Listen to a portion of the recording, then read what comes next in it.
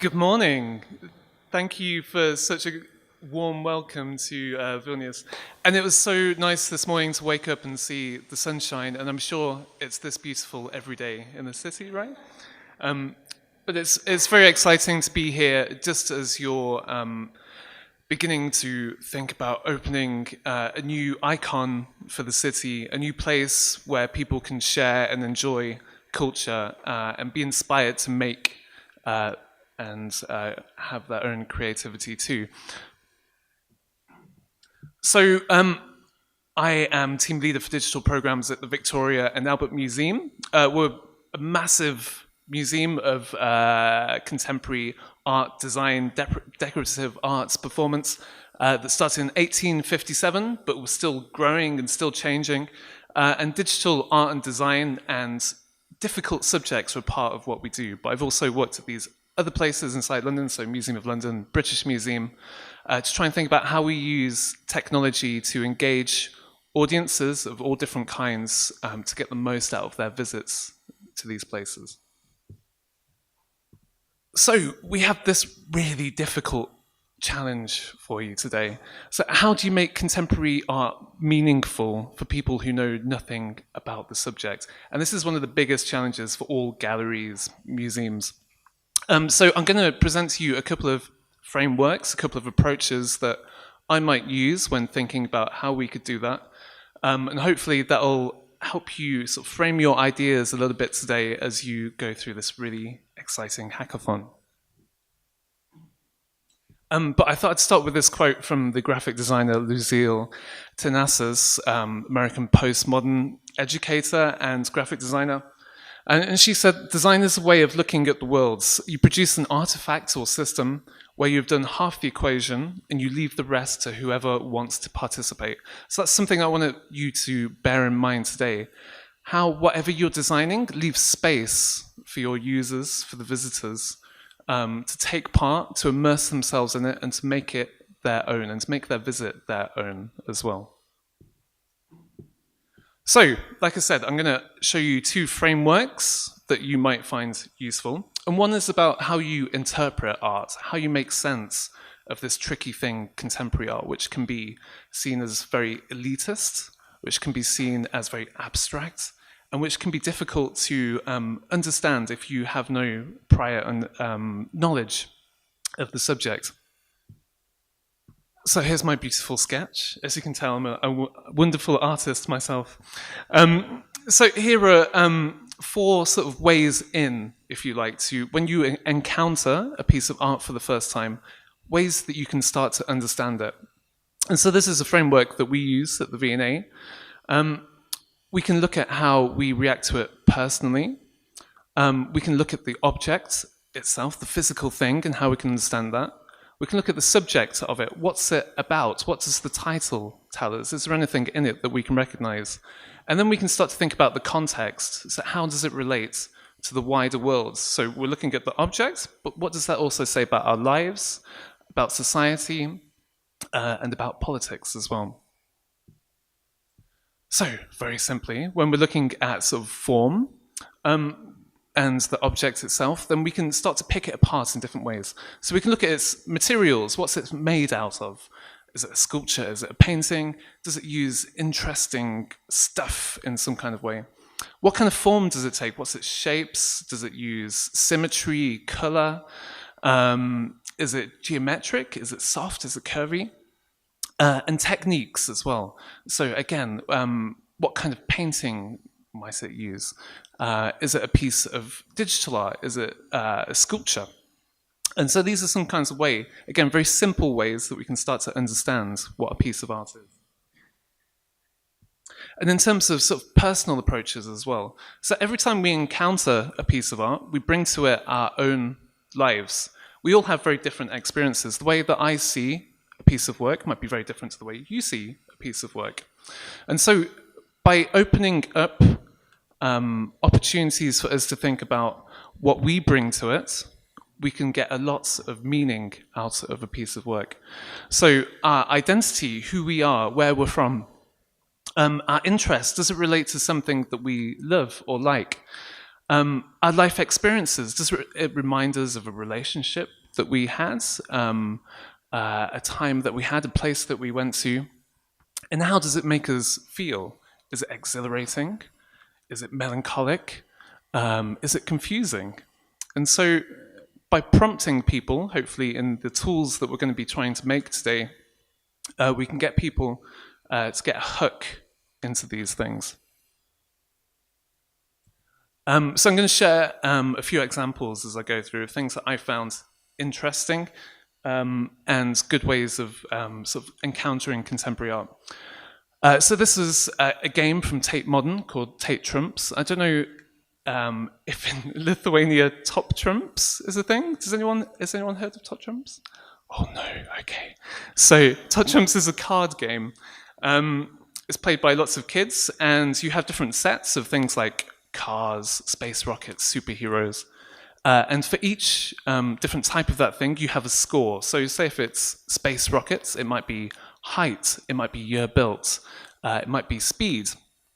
And you play cards against each other, and the highest score on those cards wins. And the idea is that you collect all the cards from the game, from the other person. And so Tate Modern started to ascribe scores to the paintings inside their museum.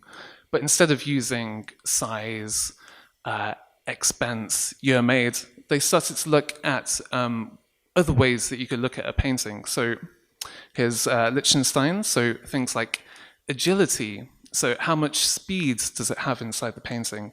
Is it a strong picture? Is it, it's a very explosive thing. And so this was a mobile app. It was very sociable. It was a game that was very easy to pick up. And it's something that you could play with your friends or your group as you went around the galleries. But it's also something that you could play against other visitors inside the museum. So as you toured through the galleries, you'd collect the paintings you wanted to build your hand of cards that you could then play with. So this is one example of different ways that you can use the existing galleries, the existing collection, but start to get people to look at it in a new way.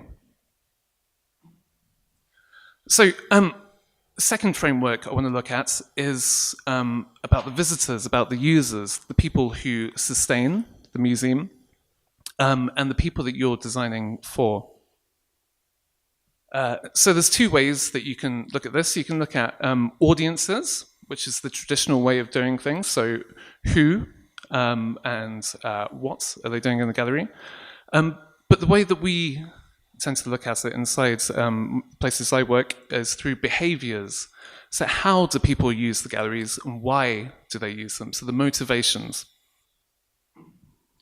So traditionally, these are some of the ways that you might class your audiences. So you might say families or children. You might say local people. You might say students or male or female. Tourists, international and national. And these are kind of useful for understanding who's coming to you, but they don't tell you why they're visiting or what they're doing inside the galleries, which is much more fruitful, much more valuable if you're trying to create something to get them to understand the art inside the collections. So at the V&A, this is something that we've known for a long time, to think about behaviors rather than who. And so this is an advert which was very famous for us in the 1980s, made by Saatchi and Saatchi. And it said that the V&A, it's an ace cafe with a nice museum attached. So it's understanding that people don't just visit your gallery or your museum just to see art. They come for other reasons. So they might come for social reasons, come to relax, and come to be with other people. And this is very controversial when it first came out, and people are like, oh my God, it's meant to be about the art. Art is a very serious thing. But we all visit museums, and we all use culture in different ways. And so understanding that enables us to better meet the needs of the people who use our organizations. So when we're thinking about behaviors, these are some of the categories that I might use to understand who's coming to see us. So we might have people like art lovers, so people who are really engaged with culture and with art, who understand the subject, who know artists. When they come to visit, they'll come to see paid exhibitions, they'll come to see specific works, and they'll know what they want to see whilst they're there. The place that they come to visit, if it's the Mo Museum or the V&A, will just be one of many places that are on their sort of cultural map. For culture explorers, these tend to be younger people who are interested in creativity. They like to have a wide range of experiences rather than sort of visits and days out, but rather more experience focused. Again, your place will just be one of many places that they visit, including music, food fairs, theatre. Another group might be self-improvers. So these might be students or older people who are interested in learning about techniques, learning about the history, and learning about the very sort of academic sides of arts and culture. They tend to be very loyal audiences. They'll make repeat visits, and they'll look very deeply into the subjects, and they look for more sort of deeper information on the pieces that are on display. We also have savvy networkers. So savvy networkers, we tend to class them as that lovely term millennial. So people who use social media to communicate about their lives. Again, they're looking for experiences, they're looking for exclusives. So things might be late nights openings at your museum, they might be private views, somewhere where they can share what they're doing. So they're looking for that kind of shareable moment. Some of the harder visitor groups or types of behaviors that we've identified are people like day trippers, so people who are visiting London or Vilnius on a day out. They have lots of options. They might be looking at sort of ticking off the sites, the TripAdvisor top 10 things to do inside the city. These, again, tend to be groups of people, so they might be families, they might be friends, and they're off for sort of a one-off visit. They won't have a set plan of what they're going to do inside the galleries, but prefer to explore and to wander and discover. Next group, the persuaders. These, again, tend to be sort of groups of people who are unsure what they want to be doing, but people who want to be entertained and have a fun time out. So they might be looking at visiting historical sites or zoos. They're interested in a social time, so they want to go shopping. They want to have a nice time in their cafe. And last of all, sociables. So sociables are groups that we class as sort of families, so people with very close ties who visit places together. They tend to plan their days really well, but when they get to a place, they might not know what they want to do whilst they're there. So they're looking for interactivity, something to keep children entertained and to provide opportunities for them to learn. They want opportunities to relax and enjoy themselves whilst they're in the cafe or in other spaces outside the building as well, and places where children can run a little bit free. So these are some of the sort of behavior types that we might think about. And I'm sure there's many more, but these are just some that we kind of use. So last couple of examples before I let you get on hacking. So another example from the Tate, they make some really good interpretation. This is a series of leaflets that they produced for Tate Britain. So Tate Britain is the sort of the old version of Tate Modern. And so Tate Britain has the history of British art. Some of it is very boring. It's very brown, lots of brown paintings everywhere. So it can be quite a hard gallery to get into. And they realized this. And people didn't really know where to go. It's a very large Victorian building. It's not going to be like your beautiful modern building, which is going to be opening. So it's very difficult to try and explore, lots of stairways and different galleries going off in different directions. So they produced a series of tours for people to use who didn't know where they wanted to go, but would provide some kind of personal experience for them. So there's some really nice ones in here. I've just split up, so heartbroken paintings and pieces of work. If you think, oh my God, I love her so much. So works that can help you explore the collection, sort of soak yourself into that mood. Or the lovely I'm Hungover collection, which you might be using tomorrow after the drinks tonight. So again, different ways of using the collection which are fun, which are light-hearted. And this is very much analog, so this is paper, but there's no reason why there can't be really interesting digital versions of this. And one kind of version, one up-to-date version, is San Francisco MoMA, Museum of Modern Art. So they were closed for redevelopment for 5 years, and whilst they were closed, they really started to look at their digital experience. How do they create a gallery which is fit for the 21st century? One of the incredible things that they made was their new audio tour experience. Do we have many podcasts listeners in here? Yeah, quite a few nodding heads. That's great. Yeah. Okay, so I just drink podcasts continuously. I love them. And so they really jumped on the back of this and looked at what kind of audio tours they offered, and really thought about how they could create a new type of audio tour.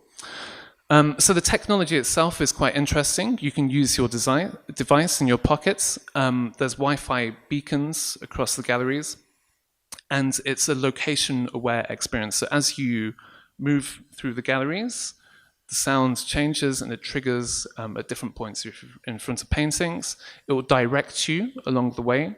You can pause it, you can take a different route, and it will still pick up on what you're doing and point you towards the toilet if needed.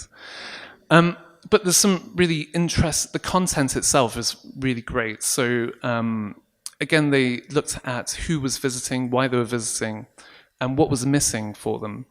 So there are tours from the San Francisco 49ers, the football team, the American football team, looking at competition, at heroes, sort of victory inside art.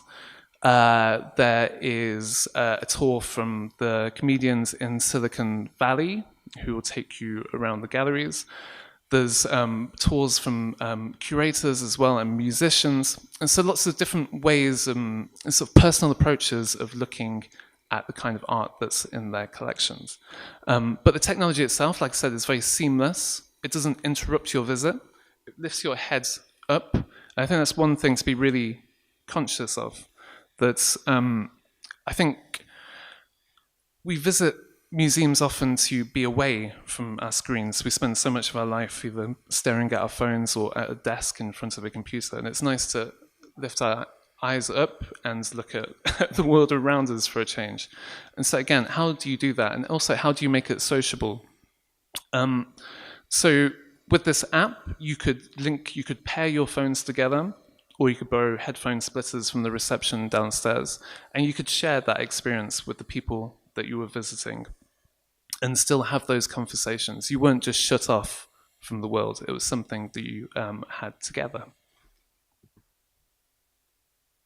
Okay, so one last example, and this is completely the other end of the scale. I don't know if anybody's come across this, but this is Gallery 1 at the Cleveland's Museum of Art. So Gallery 1 is completely technology-filled gallery, lots of different types of digital interpretation. So there's augmented reality, there's virtual reality, and also lots of motion tracking. But something that they did really well was how you integrate the body into this. So as we move around galleries, we're not just eyes and brains looking at things, we're also physical objects. We're moving. Museums can be very tiring places, right? There's a thing, museum fatigue, that after you spend 2 hours inside a museum, you want to just fall asleep on the floor somewhere.